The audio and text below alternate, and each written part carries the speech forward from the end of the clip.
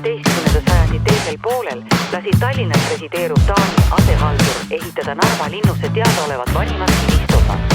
Arvatavasti 1300. aastaks valmis ristkülikukujuline umbes 96 × 44 meetrit